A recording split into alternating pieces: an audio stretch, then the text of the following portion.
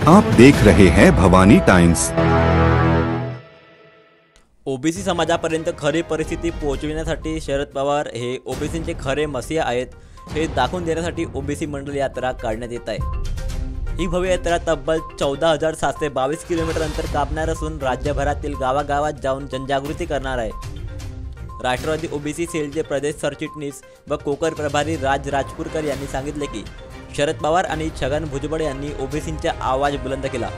जातीनिहाय जनगणना व मंडल आयोगाच्या लढ्यामुळे ओबीसींसाठी राजकीय मार्ग खुला आहे, मात्र आजही समाजपर्यंत खरी माहिती पोहोचवली जात नाही, उलट आमिषे दाखवली जातात।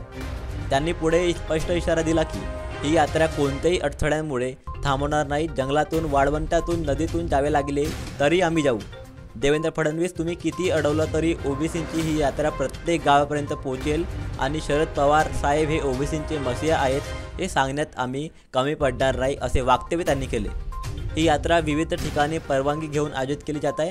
ठिकठिकाणी अडवणुकीचे प्रयत्न होत असले तरी कार्यकर्त्यांमध्ये प्रचंड उत्साह आहे। या यात्रेद्वारे ओबीसी हक्कांसाठीचा संदेश आणि शरद पवार यांची भूमिका लोकांपर्यंत पोहोचवण्याचा निर्धार व्यक्त करण्यात आला आहे।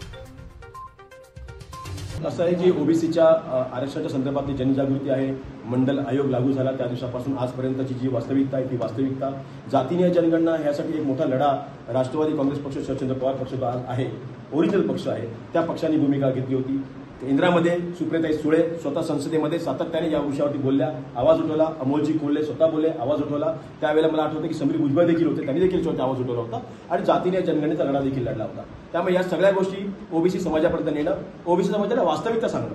मुळात काय झालेलं की ओबीसी समाजापर्यंत वास्तविकता नेली जात नाही, त्यांना काहीतरी आमिष दाखवली जातात, काहीतरी महामंडळ स्थापन केली जातात, महामंडळाच्या माध्यमातून निधी दिला जात नाही आणि शेवटी त्यांच्या हाती काही येत नाही।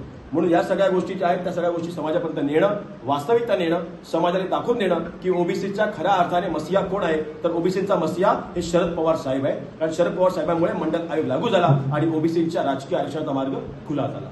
यासाठी ही यात्रा साधारणतः 14,722 किलोमीटर ही यात्रा फिरणार आहे। प्रवास आहे आमचा। ठिकठिकाणी आम्हाला त्या ठिकाणी परवानग्या मिळत नाहीये, पोलिसांकडे परवानग्या मागतो, काही ठिकाणी अडवणूक होते, काही ठिकाणी आडकाठी होते, काही हरकत नाही, आम्ही मार्ग बदलायला पण तयार आहोत। पण मात्र एवढं सांगतो की ओबीसी पर्यंत पोहोचण्यासाठी मला जंगलातनं जावं लागलं, मला खेड्यातनं जावं लागलं, मला नदीतनं जावं लागलं, मला वाळवंटातनं जावं लागलं तरी पण जाईन। तुम्ही कितीही अडवलं फडणवीस साहेब तरी देखील ओबीसीची मंडल यात्रा ही गावागावामध्ये पोहोचवेन, तालुक्यामध्ये पोहोचवेन, शहरामध्ये पोहोचवेन आणि शरदचंद्र पवार साहेब हा ओबीसीचा मसीहा आहे हे सांगायला मी कमी पडणार नाही। आप देख रहे हैं भवानी टाइम्स।